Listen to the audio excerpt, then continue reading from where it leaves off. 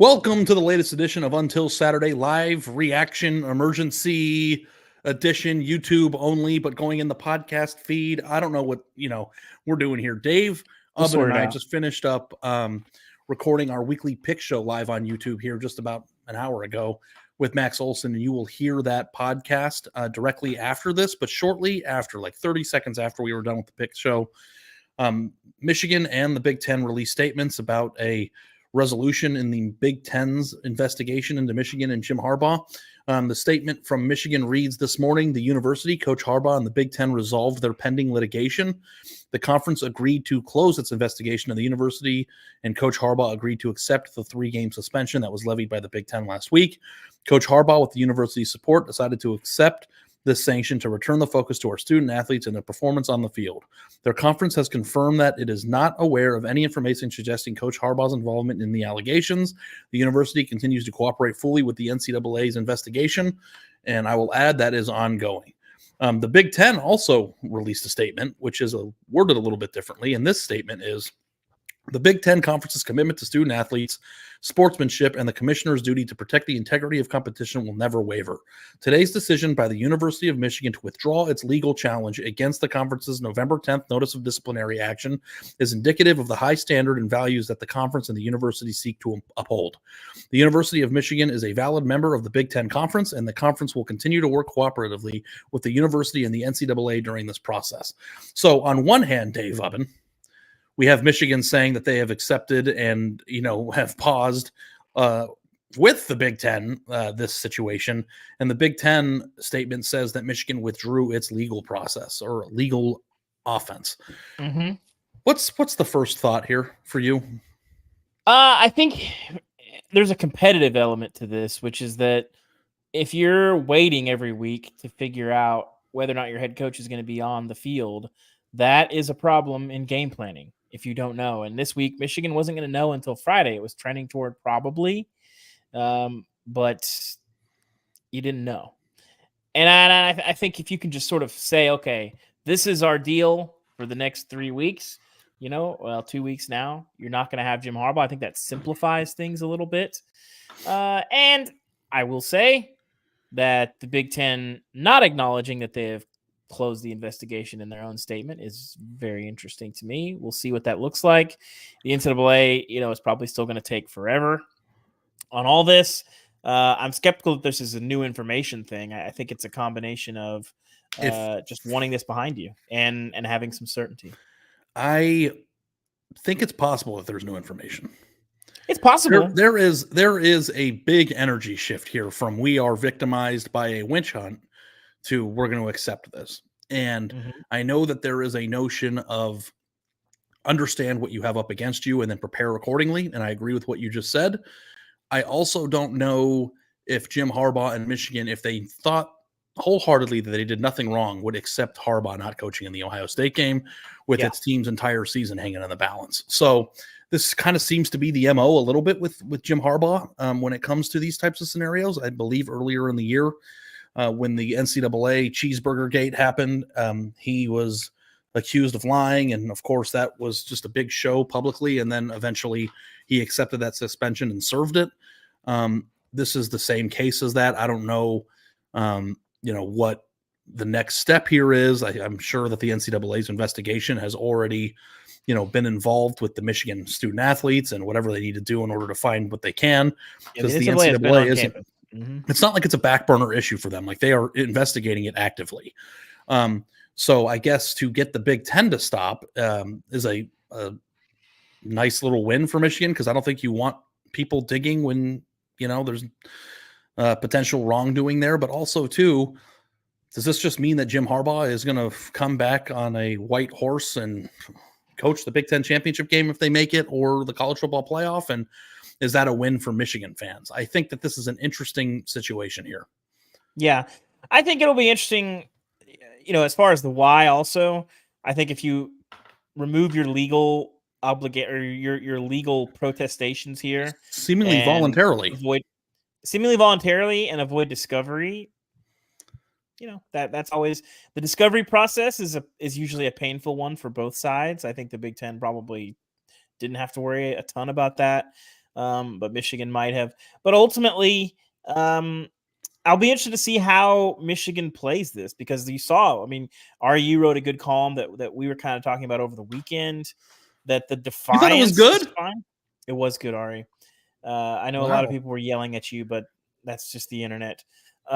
So last week we had this defiant, this victim complex, and it's hard. Like, this is basically a, by all means, a plea bargain essentially here, Right. in essence. And so it's hard to play victim if you're like, nah, we did something, like, here's the deal. And that's kind of what we were talking about last week, Ari. It's like, you did enough. Like, I don't know what the punishment should be. Clearly they agreed now that this is what it should be. But it is interesting that last week, we're talking about the Big Ten has overstepped and all this stuff. And, Tony Petitti is like the devil and all this stuff.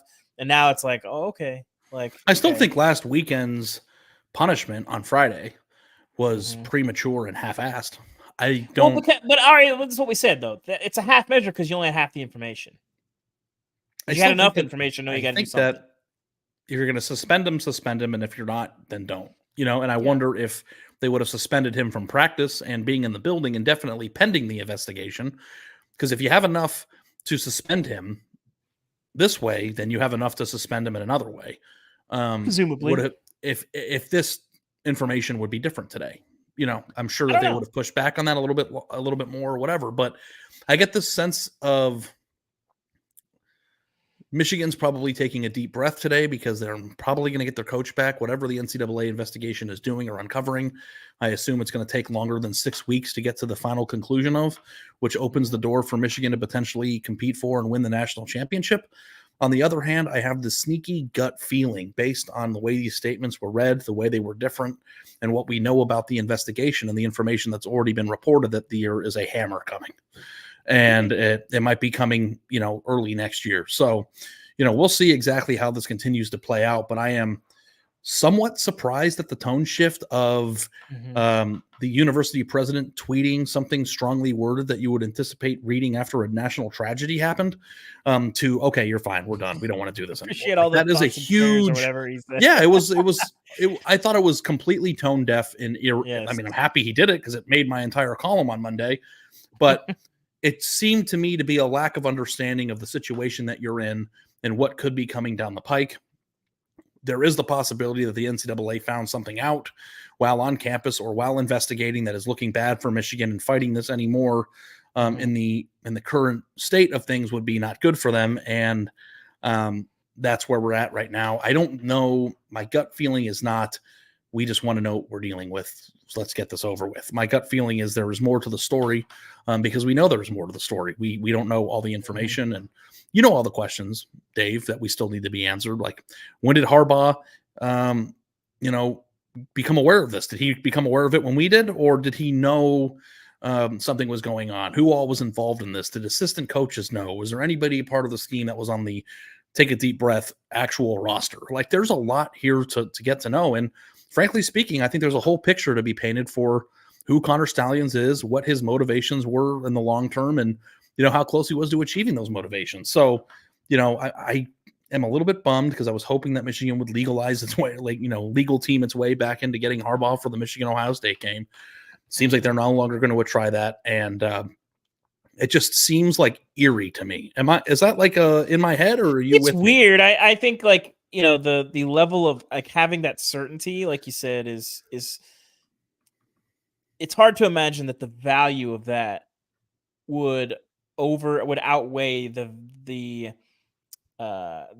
shift in tone, as you put it, where you had so much defiance. And I think too, like, I think Michigan, who was it this week? I think it was Sharon Moore that was wearing the Michigan versus everybody shirts at the, in front of the podium. And it's like, yeah, I don't even think maybe that many take people those shirts off. Yeah, I don't even think that it's that many people that are like hating on Michigan this week or for the victim complex last week. I think it's just like one giant national eye roll of just like, give me a break, guys. Like, come on. Like, yeah. So the Big Ten Commissioner Tony Petitti, I guess, was put in an impossible situation. That man's probably popping some Dom tonight because he did gotta something. feel a little bit better. He did something that would appease the people who were upset within the conference, that be coaches and administrators. Did not sit on his hands and then put Michigan in a position where they had to accept the penalty that was levied, all while not putting Michigan in a situation where it couldn't overcome the penalty in order to compete. I think they threaded the needle perfectly, even though I hated the thing on Friday. It was fun. And now it has deferred its punishment or investigation / any punishment that comes into the NCAA's complete purview, which is still ongoing, and that could be a matter of anything. So, this is an interesting story. Michigan, I don't even know who they're playing this week, but I think they're going to win by 100. Maryland. Because Maryland, that's right. And we'll go into the Ohio State week and Thanksgiving week with a big game in our hands, and Jim Harbaugh will not be on the sideline. Stay tuned with Until Saturday as we continue to break down a big Week 12. A lot of college football playoff stuff happening. And then, of course, this Michigan story is a story with a lot of tentacles that is going to be moving into a lot of different directions. If you are listening to this on the podcast form, thank you so much for putting up with this 10 minutes. If you're not interested, here is the Week 12 pick show right now.